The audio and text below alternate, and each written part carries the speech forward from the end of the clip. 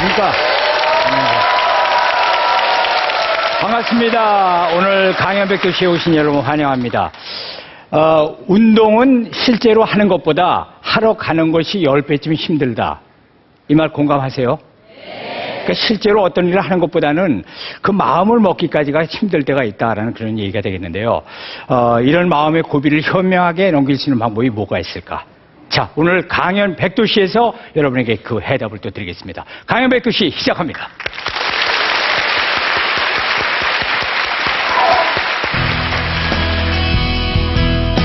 지체장애 1급의 오장구 수리사 김인호. 중장비 수리기사로 일하던 그는 20세 젊은 나이에 불의의 사고로 더 이상 걸을 수 없게 되었습니다. 재활원이라는 곳을 가보니까 팔을 이용해서 몸을 하체를 버틸 수 있는 게 몇 분 정도 할 수 있냐고 물어보더라고요. 어려운 거 하려 하지 말고 본인이 할 수 있는 거 하라. 나 스스로도 얼마든 움직일 수 있고 내 몸을 컨트롤할 수 있구나라는 걸 이제 그때서 알게 됐죠. 그 후 새로운 인생을 찾아 보장구 수리를 시작한 첫날, 그는 휠체어를 수리해달라는 할머니의 전화 한 통을 받았습니다. 찾아갔더니 어머님이 뭔가 인상을 다 쓰시고 한심한 표정으로 휠체어 탄 사람이 직접 휠체어로 보신다니까 참 믿기지도 않으셨던 것 같아요. 수리 다 해드리고 났더니 너무 해맑은 모습으로 저를 반겨주시더라고요. 이게 나의 천직이다. 그 후 그는 활발하게 활동하며 자신과 같은 아픔을 겪는 이들에게 또 다른 희망을 전하고 있습니다. 내가 할 수 있는 거를 하나씩 하다 보니까 내가 할 수 있는 게 굉장히 많더라고요. 자신감도 갖게 되고 어렵게 생각하지 말고 지금 시작해라. 이걸 꼭 저는 강조하고 싶습니다. 불가능을 가능으로 보장구 수리사 김인호 씨를 소개합니다.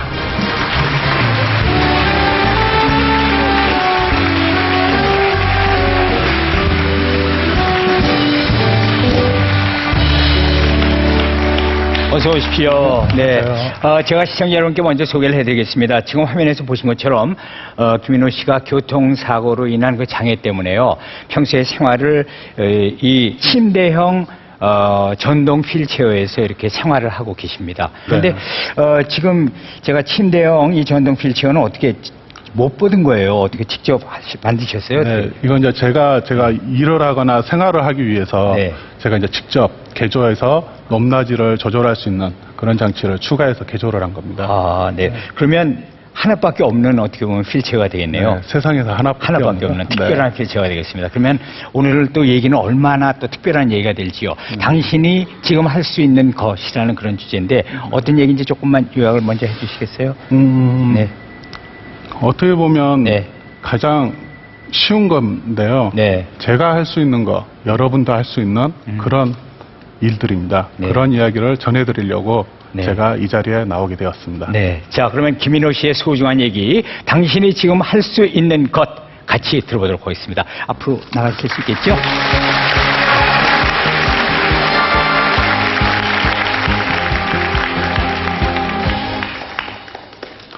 안녕하십니까. 김인호라고 합니다.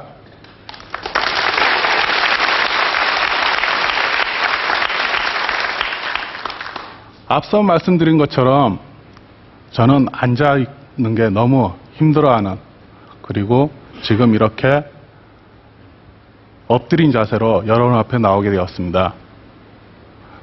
혹시 보시기에 마음이 좀 불편하시더라도 편안하고 너그러우신 마음으로 봐주시면 감사하겠습니다.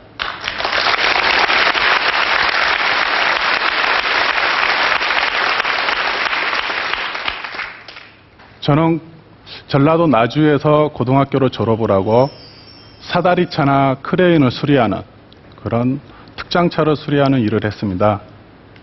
일의 특성상 출장이 많았고 그날도 군산에 출장을 갔다 오는 길이었습니다.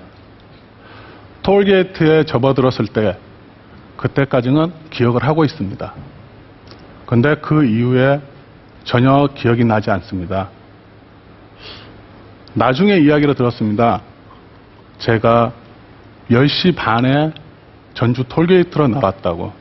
근데 제가 발견된 시간은 새벽 1시 반이었습니다. 차가 전복이 돼 있었고 완전히 뒤집혀져 있었습니다.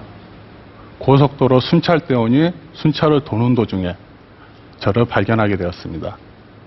흉추 6번 마비에 12번 완전 마비였습니다. 명치 밑으로는 아무런 감각이 없었습니다. 쇄골도 부러지고 화상도 있고 얼굴에 유리 파편들이 많이 박혀 있었습니다. 척추에 교정술을 하고 나서 6개월간의 병원 생활을 마치고 집으로 돌아갔습니다. 그 6개월 병원 생활은 참 저한테는 잊을 수 없었고 모든 걸 다 잃었다고 생각을 했었던 적도 있었습니다. 하지만 그거는 저의 생각뿐이었습니다. 아무것도 잃은 것도 없었고요. 그냥 그대로 제 자신은 그 자리에 있었던 겁니다.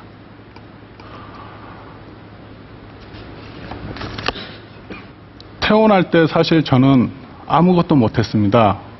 혼자 몸을 가누지도 못했었고요. 휠체어를 타지도 못했습니다. 그냥 집에 가서 침대에만 누워 있었습니다. 할 수 있는 게 없다 보니까 신변 처리도 어려웠습니다. 그냥 어머님이 모든 걸 다 해주셨습니다. 하루는 제가 혼자서 마음 놓고 움직이지 못하고 신변 처리를 못하다 보니까 침대가 다 젖었습니다.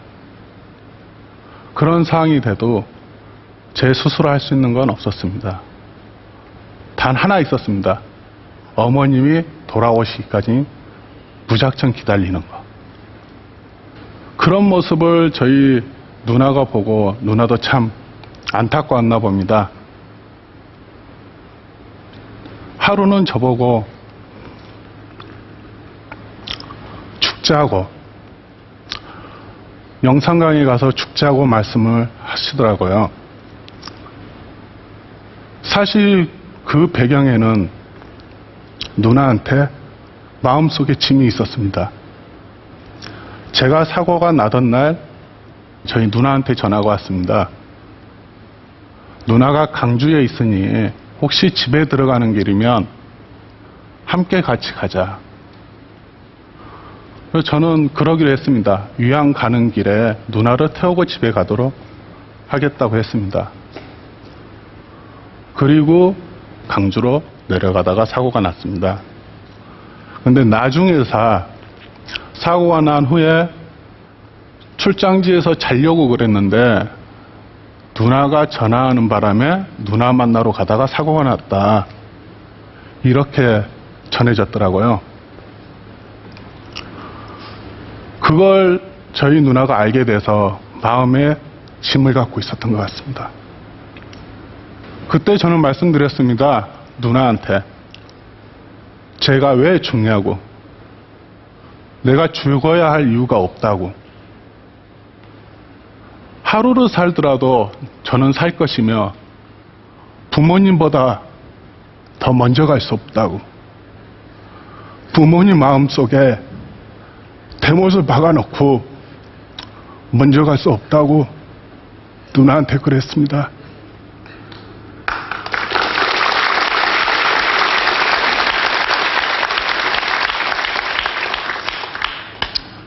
그리고 나서 저희 형님이 저를 보시고 왜 그렇게 심란하게 있냐. 운동이라도 해서 팔림을 좀 키우자. 그 팔림을 키우다 보면 네가 할 수 있는 게 늘어나지 않겠냐라고 했습니다. 그런데 저는 저희 형님에게 그랬습니다. 제가 할 수 있는 일이 뭐가 있겠습니까? 라는 그런 대답만 했습니다. 하루는 형이 집에 찾아와서 천장에 파이프를 설치를 하는 겁니다. 이거라도 잡고 일어서면서 운동을 한번 해봐라. 그래서 저는 형의 뜻에 따라서 했었습니다. 하지만 제가 할 수 있는 방법도 몰랐었고요. 의지도 약했습니다. 그러면서 2, 3주 하다가 저는 포기를 했습니다. 그렇게 가족의 안타까움, 속에 저는 매일 되풀이되는 상황을 지냈습니다. 의미 없는 시간, 그냥 허송세월만 보내면서 하루하루 지냈습니다. 그러다 보니까 3년이 훌딱 지나더라고요. 그러다가 우연히 저희 매형이 국립재활원에 한번 가보라는 권유를 했습니다. 근데 사실 제가 국립재활원에 갈 때도 큰 기대를 안 했습니다. 여기 와서 뭐가 내 인생에 달라질 게 있겠냐, 그런 생각으로 국립재활원에 가게 됐던 겁니다. 하지만 국립재활원에서 저를 처음 보신 선생님께서 네 스스로 네 몸을 들 수 있는 팔의 힘이 어느 정도 되냐, 저는 자신 있게 대답했습니다. 3분 정도는 버틸 수 있겠다고. 그랬더니 해보라고 했습니다. 팔이 사시나무 떨듯이 떨어가면서 버텼습니다. 그리고 주저앉았는데 그 선생님께서 저한테 그러시더라고요. 냉철하게 30초 버텼다고. 저는 참 부끄러웠습니다. 그동안 그런 아무 의미 없는 시간을 보낸 게 너무도 부끄러웠고, 그때부터 뭔가를 해봐야 되겠다는 마음을 먹었습니다. 그래서 그 선생님한테 물어봤습니다. 해결 방법이 뭐냐고. 그 작업치료 선생님께서 저한테 해주셨던 말이 있습니다. 할 수 있는 것부터 해라. 잘하려고 하지 말고 지금 당신이 할 수 있는 것부터 해라. 팔로 상체를 들고 버틸 수 있는 게 늘어나고, 그러게 하다가 팔림이 더 생기게 되면 휠체어도 밀 수 있고, 휠체어를 밀다 보면 턱이 나오면 턱도 넘어갈 수 있는 힘과 요령이 생긴다고 말씀해 주셨습니다. 저는 그 말을 듣고 주변을 돌아봤습니다. 그랬더니 많은 것이 보였습니다. 저보다 더 장애가 심한 그런 사람들이 스스로 휠체어를 밀고 또 휠체어를 타고 다니면서 휠체어를 판매하고 수리하는 일을 하고 있었습니다. 저는 참 바보스럽게 산 걸 다시 한번 후회했습니다. 제가 재활운동을 하기 시작했습니다. 팔로 철봉을 잡고 일어서고, 그 순간에 약간의 어지럼증이 있었습니다. 하지만 조금 지나고 적응을 하다 보니까요, 더 좋은 세상이 보였습니다. 겨울이었는데 창문 너머에 하얗게 눈이 덮인 세상이 보였습니다. 그 전까지는 그냥 바닥만 보였습니다. 근데 3년 2개월 만에 처음 일어섰을 때 눈 덮인 세상을 보고, 아, 이런 세상도 있구나. 그리고 또 하나 알았습니다. 아래 공기보다 위 공기가 훨씬 좋다라는 것.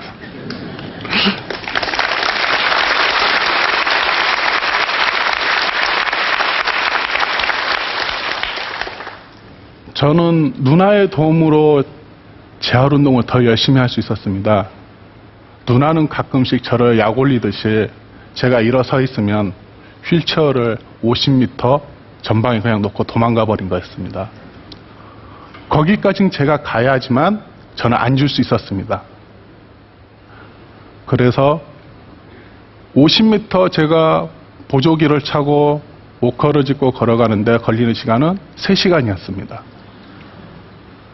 그런 생활을 한 달을 하다 보니까요, 몸도 훨씬 가벼워지고 제가 움직일 수 있는 반경이 너무 커졌습니다. 그때부터는 모든 거에 자신이 있었습니다. 그렇게 병원 생활, 다시 재활원 생활을 3개월을 마치고 집으로 돌아갔습니다. 집으로 돌아가서 사는데 왠지 모르게 제가 재활원에 오기 전 3년 동안 했던 생활로 다시 돌아가고 있었습니다. 그래서 저는 부모님의 반대를 무릅쓰고 독립을 시작했습니다. 서울에 올라와서 살다 보니까 제가 예전에 자동차 정비를 했던 그걸 알고 계신 분 지인께서 휠체어 수리를 한번 해보라는 권유를 받았습니다. 잘 할 수 있을까? 이런 생각은 안 했습니다. 왜 안 했겠습니까? 그냥 제가 할 수 있는 거였으니까. 예.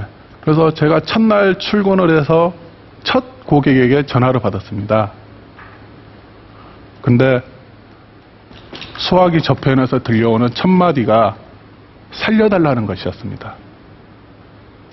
그래서 저는 어머니 전화 잘못 걸었습니다. 제가 119에 연락해 드릴까요? 했더니 휠체어가 펑크가 나서 병원은 못 간답니다.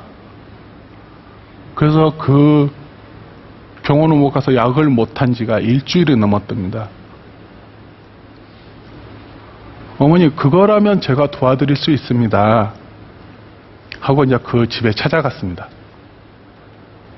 그랬는데 그 어머님이 제가 차에서 내리는 모습을 보고 휠체어를 타고 어머님한테 찾아가니까 온갖 인상을 다 쓰시면서 심란하게 쳐다보셨습니다. 아니 나보다 장애가 더 심한 사람이 여기에 왜 왔냐. 그냥 시간 소비하지 말고 괜히 힘쓰지 말고 돌아가라는 것이었습니다. 어머님을 설득을 해서 휠체어를 수리하게 해달라겠습니다. 어머님이 끝내 반대를 하셨습니다. 그래도 포기하지 않았습니다. 거기까지 간 차 기름값이며 제 시간 이게 너무 아까웠습니다. 그래서 어머님 설득 끝에 어머님이 모퉁이로 돌아가면 휠체어가 있다고 하였습니다. 그래서 그 휠체어를 보니까 펑크가 나 있어서 간단하게 튜브를 교환하고 어머님한테 끌어다 드렸습니다. 그랬더니 어머님께서 처음에 저를 그렇게 심란하게 보셨던 그런 얼굴이 너무 해맑게 변하신 겁니다.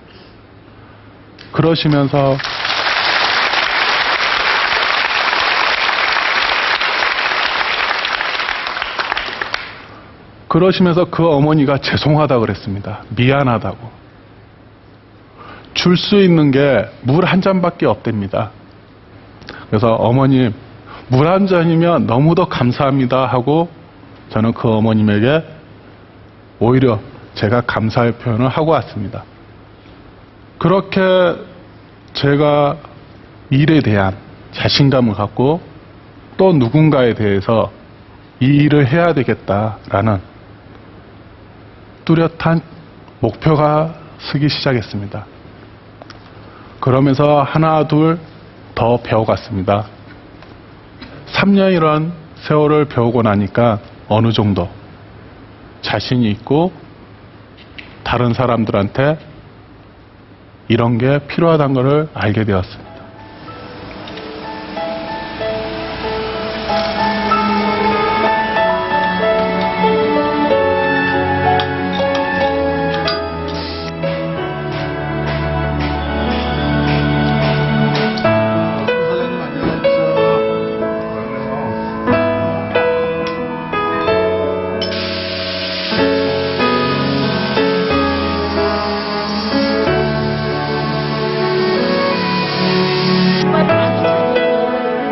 이 일을 하게 되면서 많은 사람들을 만났습니다.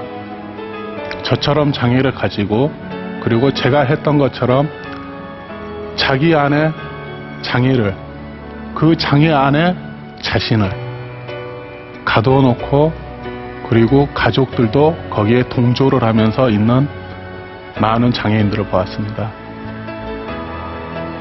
그분들에게도 저는 늘 말합니다. 변하십시오. 그리고 할 수 있는 것, 어려운 거 아닙니다. 당신들이 할 수 있는 것부터 하십시오. 그런데 꼭 장애를 갖지 않는 여러분들도 혹시 망설이지 않습니까? 먼 꿈만 바라고 불확실한 목표만 설정하고 그러다가 스스로들 지쳐서 모든 걸 포기하지 않습니까? 모든 거 다 내려놓으시고요. 그냥 하나하나 할 수 있는 것부터 한번 해보시기 바랍니다. 그러다 보면 어느새 자신도 모르게 그리고 새로운 길이 열릴 수 있다라는 것 명심해 주셨으면 감사하겠습니다.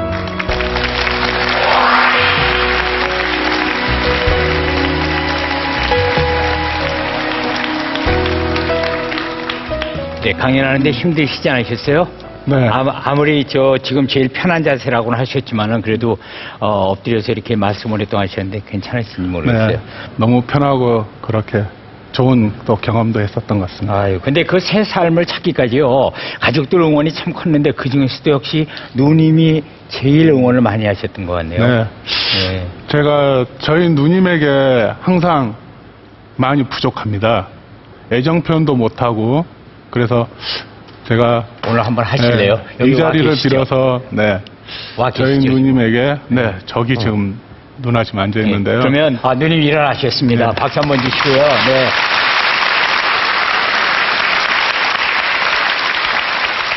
자, 그동안 못했던 이 마음을 표현을 하시겠답니다. 늘 표현력이 부족하고 그리고 투정이 많은 그런 동생 항상 감싸주고 어떻게 신혼생활까지 제 병원에서 보낸 그런 누나에게 항상 용서해주고 아껴줘서 너무 고맙고 누나 사랑합니다.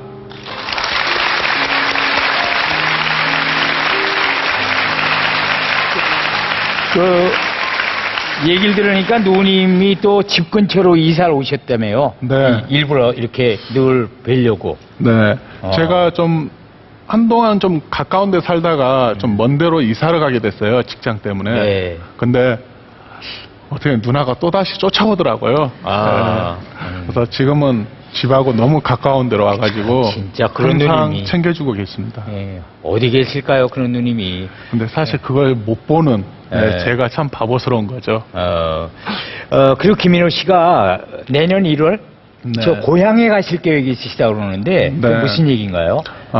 서울에는 지금 제가 하고 있는 일을 네. 할 수 있는 네. 그리고 서비스를 해주는 곳이 굉장히 많이 있습니다. 네네. 근데 지방 같은 경우는 워낙 열악하다 보니까 그런 보장구를 수리해주고 판매하는 곳이 없다 보니까 네. 제가 제 고향에 내려가서 지금 다시 새로운 출발을 설계하고 네. 만들어 가려고 준비 중에 있습니다. 아유, 고향의 어르신들이나 고향분들 친구들이 지금 기다리고 있을 것 같아요. 네. 그런 큰 환영을 또 받을 것 같습니다. 네. 네. 자, 다시 한번 박수 부탁드리겠습니다.